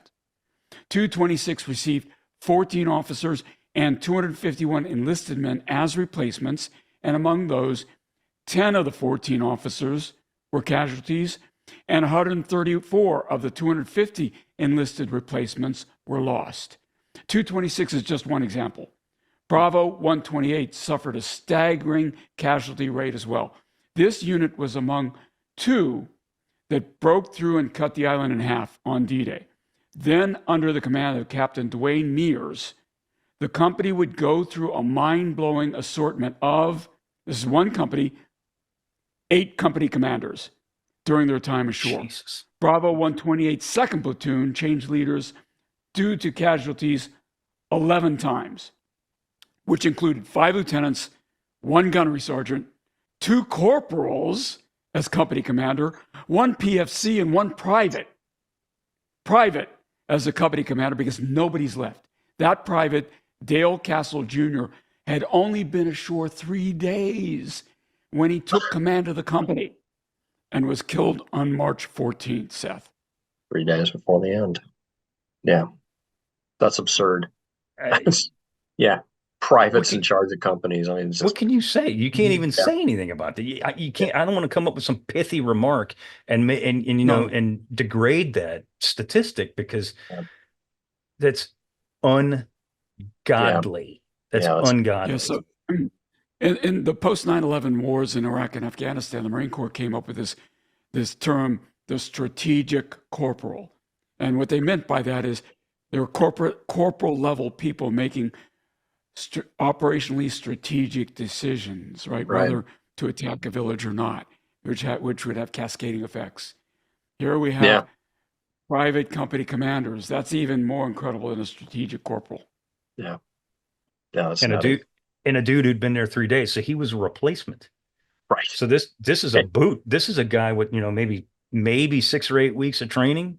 And he doesn't know anything from anything. He gets ashore on Iwo Jima in literally the most brutal fight of the war to this date. Yeah. And he becomes a company commander because everybody else is dead. Yeah. And then his unfortunate soul gets also killed 3 days later. It's hard to wrap your head around that. It really is. It's hard to wrap your head. Yeah. So there are several people who are killed in action that are well known to people like us, one of which is Jon Parshall. And I know we talked about him very briefly last week, but I don't frankly recall if we went into any kind of detail about him. He's killed on D-Day. Jon Parshall, of course, is the Medal of Honor recipient from Guadalcanal, probably the most famous enlisted Marine of World War II, and I don't think that's arguable. So, and even when he got into the 5th as cadre, and he volunteered to go, by the way, he was a well-known dude. Like, everybody knew who he was, and he's a machine gun section leader, and he gets killed on D-Day, and he's not the only one. The guy that we talked about a lot last week, Chandler Johnson is also a casualty here on Iwo Jima. There's a lot of people that get hurt bad on Iwo, and Chandler Johnson specifically, his group of Marines, you remember we talked, these are the people that took Mount Suribachi and raised the flag. They're pushing against a nice little garden spot on Iwo Jima called Nishi Ridge, which is just a pleasant little place to be. On February 29th, when several Marines in that famous image would fall, Mike Strank was leading Dave Severance's ordered attack at the spear point when he was hit. For 4 hours, he and his group of 4 Marines were pinned down as Dave Severance struggled to break through to pull these guys out. As Strank sent a runner to tell Severance of his plight, he was killed by a Japanese mortar barrage. Harlan Block, also in the second flag-raising image, is also killed in the same blast. Hank Hansen, who had his life saved by Medal of Honor recipient Donald Rule, and who raised the first flag on top Suribachi, was moving towards Strank position when he was killed by a burst of Japanese machine gun fire. Charles Lindbergh, flamethrower operator, who also raised the first flag, was carrying his flamethrower moving toward the positions at Block and Strank pinned down. When he was shot through the arm and chest, he would survive. But again, that's just a small example of one small group of Marines in the same company. They're just dropping like flies, all within a couple of hours. These guys are getting killed. Unbelievable. So, Bill, tell us, not all medals of honor. Well, let me rephrase this. There's one more Medal of Honor we want to talk about before we get to this other one that I want to talk about. And this is this guy named Harrell, William G. Harrell from Mercedes, Texas. Tell us about William G. Harrell. What was he doing? How did he earn the blue ribbon? Well, this happened as the 5th was assaulting and taking Nishi Ridge, which you just mentioned, Seth. Over a period of several days and hundreds of casualties, they moved toward yet another hill named Hill 357, astride the 3rd Division, as that unit began its final push towards the North Shore. On March 3rd, 1945, which would be a historic day for the 5th Marine Division, in that one day, the division would see 519 casualties. 519, as 5 division men will simultaneously earn the Medal of Honor, as you said, Seth, One of those was this Sergeant William G. Harrell from Mercedes, Texas. Harrell was out on an OP, that's an observing post about 20 yards in front of the lines near Nishi Ridge with another man, Andrew Carter from Paducah, Kentucky. Harold and Carter had been foxhole buddies since D-Day, and in that time had learned to trust one another implicitly. Being in front of the lines, if the Japanese decided to launch a counterattack, Harrell and Carter would catch it first for sure. Carter was on watch when he spotted two dark shapes darting amongst the boulders just above them. Carter nudged his sleeping buddy and said, "They're coming out of the ravine." Carter opened fire first and dropped 4 of the enemy with his M1. Harrell fired twice at 2 forms and saw them crumple and listened as Carter cussed when his M1 jammed with the black sand, as happened all too often during this campaign. Mm-hmm. So Harrell leaves the hole to get more ammunition and another weapon. Seconds later, a hand grenade rolls into their foxhole and explodes. Harrell was wounded in the explosion. His left leg buckled under the weight, and he couldn't move his left arm. Carter re-entered the hole to find his friend covered in blood and hit bad. He tried to move Harrell, who said, "Leave me alone. I'm good. I'm good. I'm good. I'm good?" Yeah, he said, "I'm good." Harrell then stuck another magazine in his carbine with one hand as he watched 2 Japanese come toward them in a dead run. One Japanese was throwing grenades in every direction, and the other one was waving a sword with both hands. Carter tried to fire his weapon. So he had to be an officer, right? Carter tried to fire, but his weapon wouldn't fire, so he grabs one of the dead Japanese rifles and opens fire with it.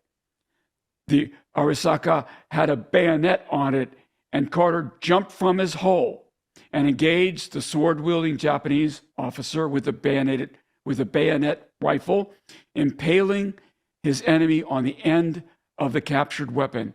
As the man died, he brought his sword down on Carter's hand, slicing it from thumb to pinky. Harrell, meanwhile, only has 1911 pistol, which he brought to bear on the grenade-throwing enemy soldier. 2 shots from the 1911 will ruin anyone's day, and certainly it dropped the grenade thrower mid-stride, Seth. So this is like a 2-man wrecking crew here. 2-man wrecking crew fighting for their very lives because, and pretty desperate wrecking crew. Very much so. Their OP, their observation post is going to be, it's not 5 yards from the main line. They're dozens of yards out in no man's land out here. So these guys are on their own, man. They got nobody that's going to come up behind them. And as this is all going on, as you said before, Harrell took a grenade blast to the left side of his whole body. And at some point in this whole action, a flare gets fired by somebody. It's not by them, but a flare goes up, and Harrell is actually for the first time able to see himself. His whole left side is shredded by this Japanese grenade. His left hand is literally hanging by the tendons in his left arm. So his left hand is smoked. It's gone. It's useless. And thankfully, he's a right-handed guy, so he's using his right hand to fend off any other Japanese that are coming at him. As he's laying there in his foxhole because he can't stand up because, by the way, the grenade blast broke his left leg. So he's literally leaning up against in his foxhole on his bloody left side with only the 1911 in his right hand. Japanese are still coming at them. They're still coming into this foxhole, into this fighting position to eliminate these 2 Marines here. Actually, 1, because Carter went back again to go get more help. Harrell winds up telling him, "Get out of here. I'm going to die. There's no sense in both of us dying. Get out. Go. I got this. Just go." And Carter does. He leaves. But what Harrell doesn't know is Carter goes back to go get stretcher bearers and bring up some help to get Harrell out of here, regardless of this. The Japanese are coming. Harrell drops another couple of guys. One of these guys rolls a grenade into the hole. Harrell goes to grab the grenade. The grenade explodes. It blows off his right hand. So now he has nothing. Yeah, he's handless. He cannot defend himself in any way, shape, or form. Thankfully, No more Japanese come at that point. These two guys that assaulted him, obviously, they are dead too. Carter does return the following morning with the stretcher team to retrieve Harrell, who was absolutely clinging to life. I mean, he's got no hands, essentially. His entire left side of his body is completely shredded, and he is bleeding out. 12 dead Japanese surround the man from Mercedes, Texas, who has no hands. And he would, honest to God, survive to receive, no surprise here, the Medal of Honor. Carter would get the Navy Cross for these actions here. Just unbelievable heroism. Unbelievable heroism. So this is the one last guy that I want to talk about, Medal of Honor recipient, and you got to, because his story is, if it wasn't true, you would think it was fiction, and that is George Wahlen. So not every Medal of Honor recipient was given the nation's highest award for taking lives. He's saving lives. He's from Ogden, Utah. In 1943, he was a civilian, and it's funny, but it's not. He was an airplane mechanic in civilian life. That's what he did. He worked on airplanes. And so he decides when the war starts in 43, or when he's able to join the Navy in 1943, he's going to join the United States Navy because he wants to work on airplanes, because that's what he did in civilian life. And he's like, it's a reasonable assumption. Yeah. I'm a civilian airplane mechanic. The Navy has airplanes. They're probably going to put me on a carrier, and I'm going to be an airplane mechanic, and everything's going to be fine. Right. Wrong, Jack. So nobody who's ever been in the Navy is going to be surprised by what happens here. The Navy says, you're a qualified, certified airplane mechanic. We're going to make you a corpsman. And that's exactly what they do. It's the Navy way. It just happens, right? That's exactly what happens. Because, I mean, truth be told, hospital corpsmen were much more needed than airplane mechanics were in the Navy at that point. They needed people. And for those who don't know, the hospital corpsmen, Navy corpsmen are basically they're not basically, they're the exact same thing as the Army medics. They're going to do the exact same thing. They're there to perform, basic first aid and triage to the wounded men who are up on the front line. So I just have to wonder, what happens if he ended up, joining the Army. He might have ended up at, with 8th Air Force and, been having a jolly old time in England repairing B-17s and never had to go to a hellhole like Iwo Jima. But yeah, lucky him. You're a corpsman. Yeah, you're a Navy corpsman. Yeah. And by the way, you're in the 5th Division and you're going to Iwo Jima. Right. So, and this story is going to sound an awful lot like one we'll talk about when we cover Okinawa, but this is still Iwo Jima. Yes, it does actually. So he lands with the assault waves on D-Day. He was one of the lucky few corpsmen to actually make it through those first few days without being hit. However, on February 26th, he's seriously wounded by shrapnel from either a grenade or mortar. Who knows? It doesn't matter. While he's tending to a wounded Marine, he refuses evacuation. This is a common theme here, but he refuses evacuation, finishes the job, and tends to another guy before he walks himself off the field to receive brief treatment. He returns to his unit that afternoon, just in time to join the fight at Nishi Ridge.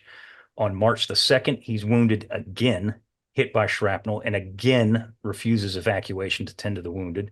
He drags 2 wounded men back to safety. Only then did he seek treatment. When the battalion aid station, when he was at the battalion aid station, the battalion surgeon told him, like, okay, look, you've been hit twice now, and this one's pretty bad. We're getting you out of here. We're going to evacuate you. And all he said was, hell no, doc, I'm okay. And besides, we only have 3 corpsmen left in the whole battalion. I'm going back up. And he did. You got a ticket home.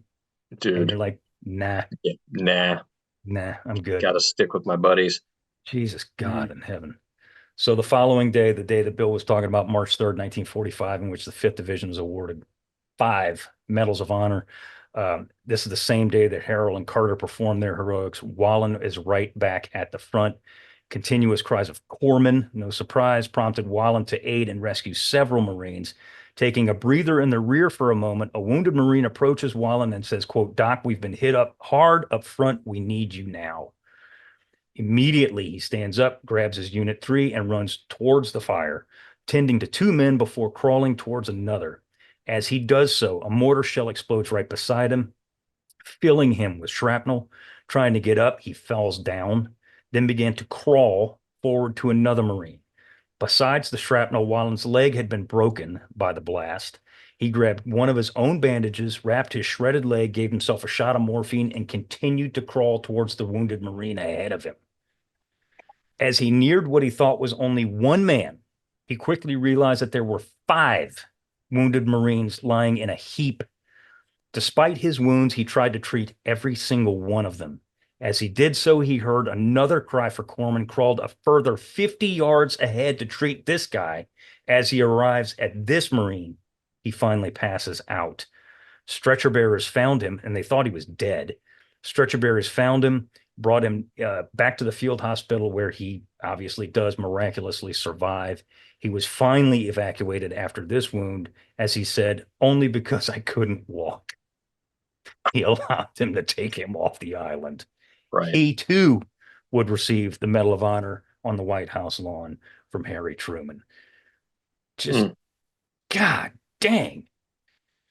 I was doing a little real-time history here, because one of the photographs that always impressed me when I would go down to the Nimitz Museum, they had a photo there of a woman named Jane Kende. I mean, now that we're sort of talking about medics and corpsmen and just how valuable they were, and she was one of the first air nurses. So we're flying casualties out of this island now that we have the airfield in operation. And there's this famous photograph of her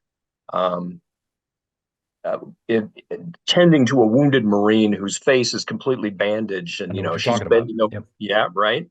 I know. And there's 3 other Marines in the background just kind of looking at her, because I'm sure, in the middle of this combat, to have, a nurse coming in the middle of this thing, is like, this must be the angel of the Lord, but the medical people here were incredibly valuable and were really revered by these combat men, because they were incredibly brave, would come out under just these horrific conditions, under horrible fire.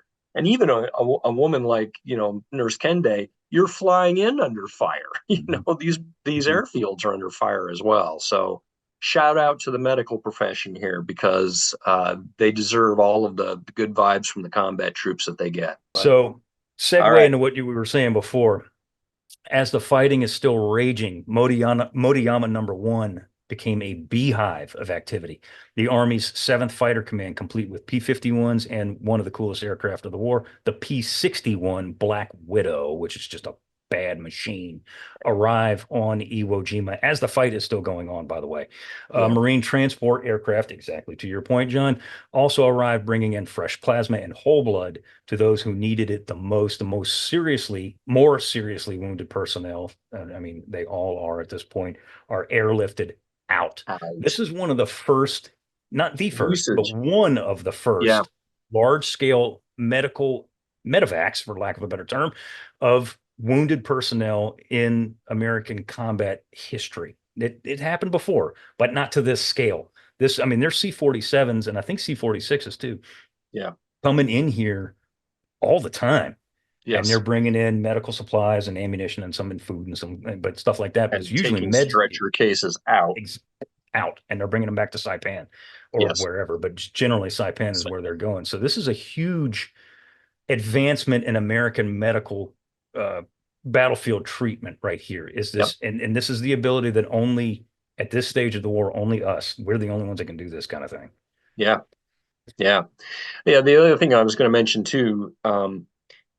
B-29s are landing here now as well. It's already being used as a divert field, and I've seen accounts from several of those planes that they would land and a Marine would come up to them and say, stay in the plane overnight, because there are Japanese infiltrators wandering around here, and if you're wandering around, we might think you're one of them.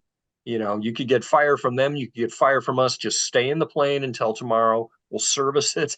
We'll get you on out of here. But yeah, you don't want to be wandering around this island at night.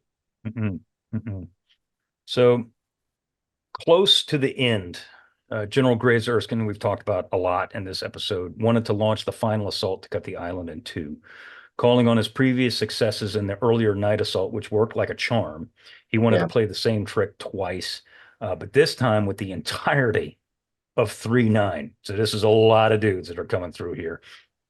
Early in the pre-dawn darkness, around 0350, in a driving rain, the Marine artillery dropped smoke shells, which probably wasn't necessary in the driving rain. And over the next hour, Marines moved forward and took large chunks of land to minimal resistance. At this point, the Japanese they're crumbling. They're not starting to crumble. They are crumbling like a cookie. Progress was fantastic, however, until the Japanese woke up, literally woke up. And Right. when they woke up and gained their senses, Lieutenant Colonel Robert Cushman's two companies of 2nd Battalion became cut off in what would be called Cushman's Pocket. For 6 days, Bob Cushman and his Marines held out, completely cut off, as they were eliminated, as he and his Marines eliminated positions on their own, one by one. And I put in the notes, nobody freed Cushman. Cushman freed himself, and that is the God's honest truth. The 24-hour-a-day fight in Cushman's Pocket was one of the last major fights of the campaign. In the push that was hoped would break the Japanese, over 500 Marines were killed or wounded. Yikes. Let's talk about Kobayashi here, John. Yeah, things have fallen apart. By the time you get to 10, 11 March, the Japanese now are down to 3 distinct pockets, one apiece in each of the American divisional sectors. And so Kobayashi now has no central control over any of these forces at this point. He's in sporadic contact with some of them. We haven't talked about this guy, but Baron Nishi, who's the commander of the Japanese tank force on this island, who is an Olympic, I think he medaled. Horseman, wasn't he? Yeah, he's a horseman. He was an equestrian. He brought his horse to this island.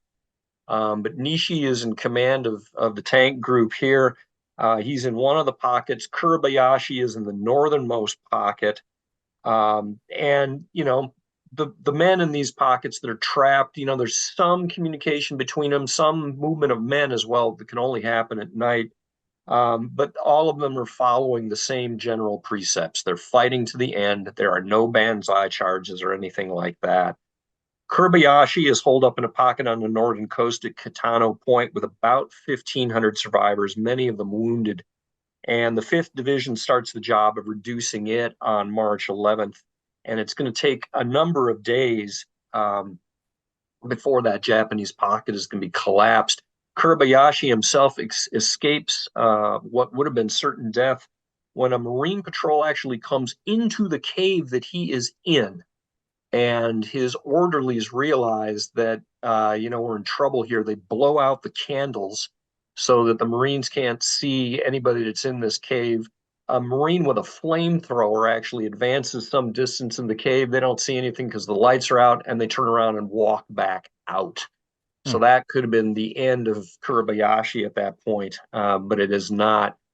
So by the 16th, he's down to about 500 men that have been pushed back into this final gorge that's going to end up being known as Death Valley.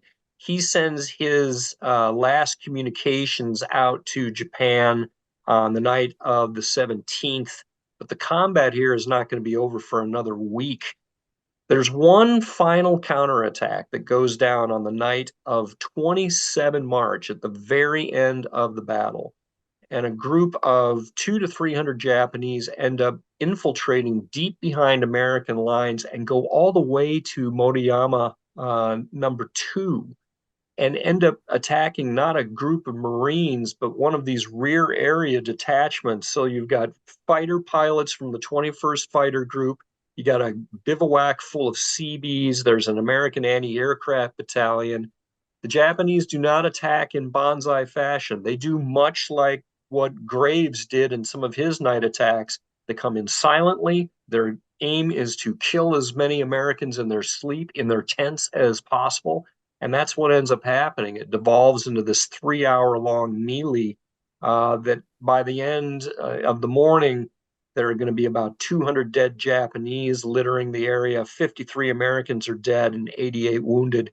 There's some speculation that Kobayashi himself must have led this attack. His body is never positively identified in this campaign.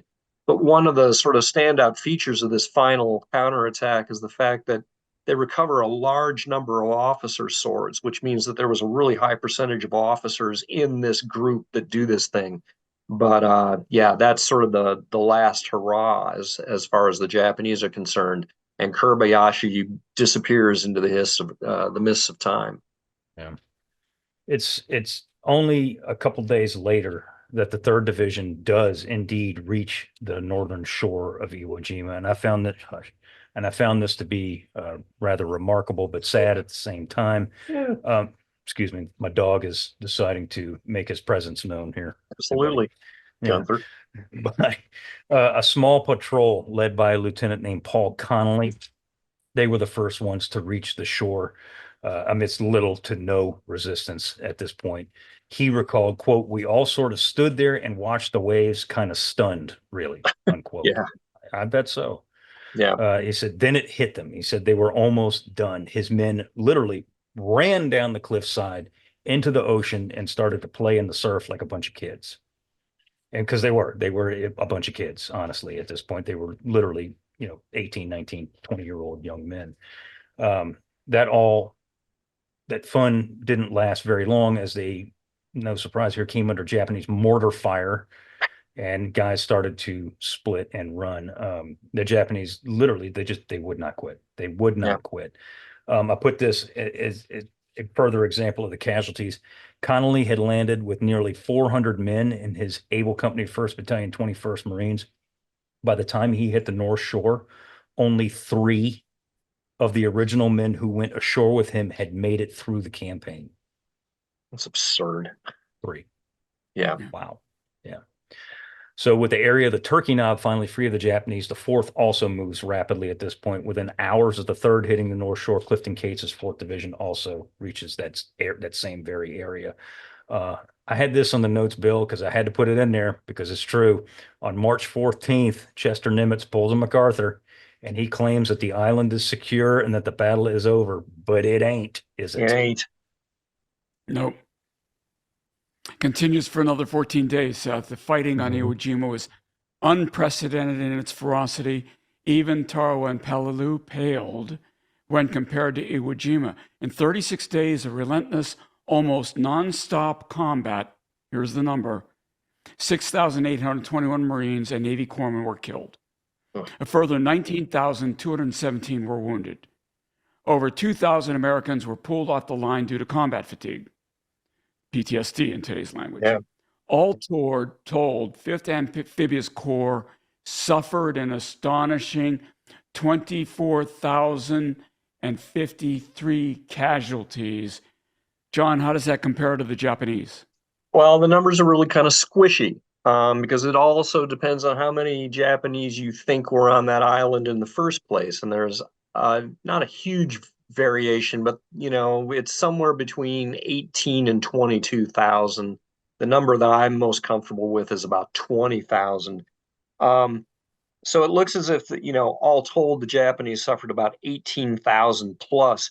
But at the end of this battle, there are still hundreds and hundreds of Japanese that are left alive out there in the boonies of this actually incredibly small island, but they're still alive, and they're in caves and bunkers and whatnot. And what's going to end up happening is there's going to be an army regiment that comes in here to act as the garrison troopers, and that regiment is going to be involved in, mopping up operations and consolidation operations that are going to go on for weeks and weeks and weeks. So there are a grand total of 1,083 Japanese POWs that are taken, 216 during the battle, 867 are captured after the battle. Many of these are Koreans and Formosan construction troops. But this whole notion that we always have that the Japanese garrisons fight to the last man, that's actually not true in the case of Iwo Jima. And in fact, if you compare this to some of the earlier fights, like in the Marianas, where you had to kill north of 97% of the garrison to take the island, the casualty figures here are about 95%. So it's a little bit lower. During the mopping up operations, according to what I can tell, there were more than 2,500 Japanese still left alive on the island at the end of the fighting. we don't find, for instance, the field hospital of the 2nd Independent Mixed Brigade until sometime in April. So this is a cool Jesus. month after the combat is done. And during that particular episode, 69 Japanese are persuaded to surrender. 3 of them end up killing themselves. The U.S. Army garrison troops end up killing an additional 1,602 Japanese after the island is officially declared captured. And as I say, captured those 867 POWs. And there must have been probably hundreds more Japanese who died of their wounds and expired, in these caves and bunkers as well. So it's, even though the battle is over, for months afterwards, there are still hundreds of Japanese roaming around on these islands, particularly at night, out foraging and living off of stolen American food in most cases. And most of those guys are still, there's several thousand of them still there on Iwo Jima today. There are more than 10,000 sets of Japanese remains on this island. And that brings up an important point that, we as Americans, and particularly the Marine Corps, look at this island as being, this is sort of the Mecca if you're a U.S. Marine. I mean, Suribachi is where you lay your prayer rug down, and that's, for the Japanese, it's an entirely different vibe. This is their Masada, that, this fairly large garrison goes in, and not many of these guys are going to come back. And more than half of them are still in the island, have never been, disinterred, or because in many cases they just can't be. I think I mentioned in the first episode, when my wife and I were walking up to the top of Suribachi, we're walking over the graves, literally, of hundreds and hundreds of Japanese that are still entombed in that mountain, blasted into caves or whatever. And that's true of the entire island. It's an enormous charnel house. Yeah, it's a graveyard. The whole place is a graveyard. Graveyard. So Iwo Jima is the only time in the Pacific War that the Americans suffered more casualties than their enemy. Right. Roughly 1 Marine or Navy corpsman was a casualty for every 3 who landed on Iwo Jima. Nearly 700 Americans gave their lives for every square mile of the island.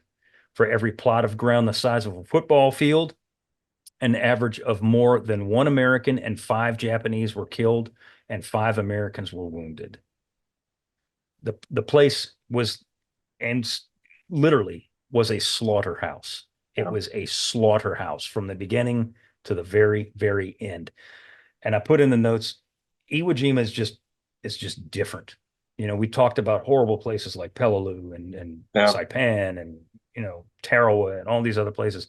In the 4th Division, of the 5,409 casualties, 1,377, which is 25%, were caused by gunshot wounds. That's usually not that high.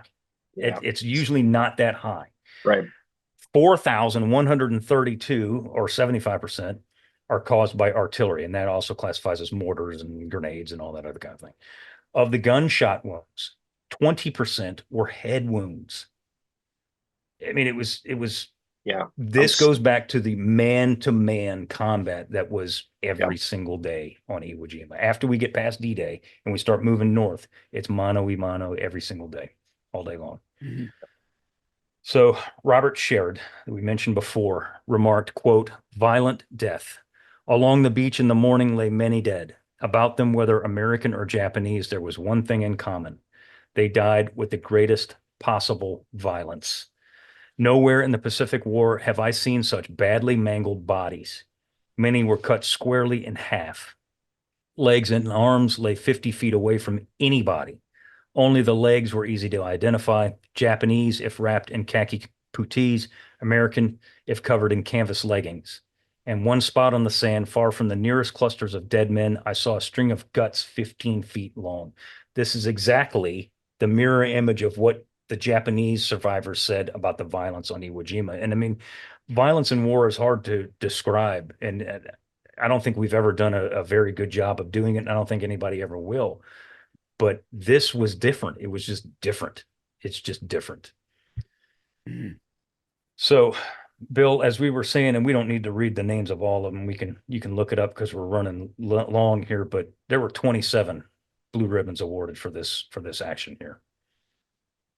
That's right, Seth. So it was a 36-day fight. 22 of those medals of honor were awarded to Marines, and the last 5 were to Navy corpsmen. 25% of the Marine Corps medals from World War II were earned on Iwo Jima. 25% of the medals of honor. I was not aware of that. That's wow. Staggering. Okay. It's yeah, staggering. It really is. Yeah. 14 of the recipients were earned their award posthumously. That's 14 of the 27. And the list is long. And, you could look it up. It's all over the internet. But as Chester Nimitz famously said, my goodness, where did he come up with this? Because it is so iconic. And I'm sure, it's proud that Nimitz is the one to come up with this. But among those who served on Iwo Jima, uncommon valor was a common virtue. It's correct, it's poetic, it's iconic, and those words do, are really found on the Iwo Jima Memorial at Arlington, Virginia, and a whole bunch of other places around Marine Corps bases and stations. Yeah, right. But it's true. I mean, it's 100% true. And I put here the last little bit we want to get to Graves Erskine that we've talked about all episode here. He said, quote, "Victory was never in doubt. Its cost was. The enemy could have displaced every cubic inch of volcanic ash on this fortress with concrete pillboxes and blockhouses, which he nearly did, and still victory would not have been in doubt. What was in doubt in all of our minds was whether there would be any of us left to dedicate our cemetery at the end, or whether the last Marine would die knocking out the last Japanese gun and gunner. Let us do away with names, with ranks and rates and unit designations here. Do away with the terms regular, reserve, veteran, boot, old-timer, replacement. They are empty, categorizing words which belong only in the adjutant's dull vocabulary. Here lie only Marines." God damn. I'm sorry. Goodness gracious. Yeah. That's good. Yeah. Ooh. Yep. And sailors. Well, that was an uplifting topic. Isn't it? Aren't they always, though? Yeah, we really did pick a lovely war to study, didn't we? Yeah, we did. Yeah, yeah we did. Because, and it only gets better, too. Because there's this little place that we're going to... Huh? What's that, Bill? I'm sorry. Sorry, Bill. It was the worst war. That's okay. You said it. We picked a lovely war to study, but it was a worse war to fight. Yeah. Yeah, no doubt. No doubt. And there's another lovely little place that actually is quite beautiful called Okinawa, where it only gets worse, if you can believe that. Yeah. It only gets worse. So one more footnote there, Seth, is that list of medals of honor recipients that we refer to, those are only people who received their Medal of Honor on Iwo Jima. There were Medal of Honor recipients like Jon Parshall, who received Medal of Honor somewhere else, but died on Iwo Jima, that aren't included in that list. Correct. Yeah, these are guys that just earned the medal, performed the action for which the medal was awarded on the island of Iwo Jima. And there's 27 of those guys alone. I think the only other campaign that comes close to that is 22, and that's for Luzon. Luzon has 22 medals of honor, but Iwo's still got the high mark at 27, and God willing, that'll never be eclipsed, frankly, in my opinion. Yes. Well, guys, is there anything else you want to throw in about this epic clash? I just want to, again, add a second footnote that the USS Jon Parshall was recently delivered to the United States Navy. The Navy does have a custom of naming warships after Medal of Honor recipients. I should have gone through this list and found out how many of the Iwo Jima Medals of Honor have had ships named after them. I know Woody Williams is one, but I don't know Jack how many Lucas of the rest is another one. Jack Lucas. Yeah. Yeah. Jack Lucas is another one. But, the only thing I was gonna mention is that as soon as this battle is over, people start ex post facto and analyzing whether or not it was actually worth it. I mean, that debate kicks off as soon as the guns fall silent. And I think all three of us are in agreement that, it was worth taking, but my God, the price tag was really pretty daunting. It certainly I think we mentioned this in the first episode too, that had the war gone in a different direction, had the atomic bombs not been effective in bringing this war to a close, had we decided to pivot and actually invade the Tokyo area right off the get-go, Iwo would have been incredibly invaluable in that capacity as well. That's a point that Rich Frank has made to me on a number of occasions. But yeah, Indeed, the only counterfactual I would love to, again, repeat is that had we done it when Spruance said we should, it would have been a whole lot easier fight. There would be a lot of Marines that would not have been killed. Yeah, for sure. Yeah. And Japanese for that matter, because there were only 6,000 guys on the island when they were proposed to land. 6,000-ish. Ish. But no, I mean, the Iwo was used, I'm sure we're gonna hear about it. It wasn't necessary, and it was. It most certainly was. We've already proven that, and the fact that as the battle is still going, there are B-29s that are setting down here. Right, there are 29s that are landing here, and the 51s and the 61s, specifically the 51s, what they call, like I said before, VLR, very very long range. They're raiding Japan. They're doing interdiction and commerce raiding in Japan, shooting up trains and sampans and guys walking along the beach and whatever. I mean, they're doing the same thing that the 47s and the 51s were doing in Europe. So, I mean, it was an important place. And, oh, by the way, it was used as the Japanese multiple times before we ever landed on it, as a fighter base, as a fighter staging base, as a ferrying base, whatever the case may be, for the battles that we've talked about in the past, like Formosa and places like that, the air battle of Formosa. So, I mean, it was a very strategic place that had to be taken. It was just unfortunate that it cost as many lives as it did. Yeah. All right.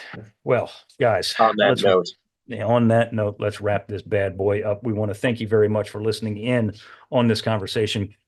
Please subscribe to the Unauthorized History of the Pacific War podcast, wherever you receive your podcast. Give us a rating and review. We do appreciate it, as does my dog as he's whining there by the door. Also, if you want to see... He's ready to get out. If you want to see the video of this, if you're not already looking at it, look at our YouTube channel. I know, buddy. And if you have a question or a comment, send us an email at unauthorizedpacificpodcast@gmail.com. So once again, my name is Seth Parrott, and I want to thank you very much for listening and or watching. This is Gunther, the German Shepherd. He also says thank you. John, as always, my good friend, thank you for being with us. And I would say I enjoyed it, but it's, had to be done. Well, it is an epic fight, and having been there twice, it's the kind of place you want to talk about. So you have to talk about it. Bill, bring us home. All I'm going to say, Seth, is when I think the episode's running too long, I'm going to start whining like a German Shepherd. But we'll see you all again next week.